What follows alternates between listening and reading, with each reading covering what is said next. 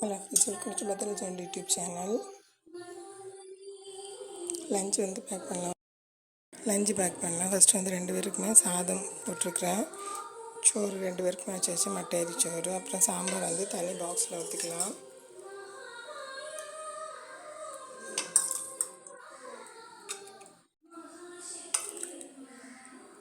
ஹஸ்பண்டுக்கு, இது பையனுக்கு காய் இல்லாமல் ஊற்றிக்கலாம், இல்லைன்னா காய் வச்சு.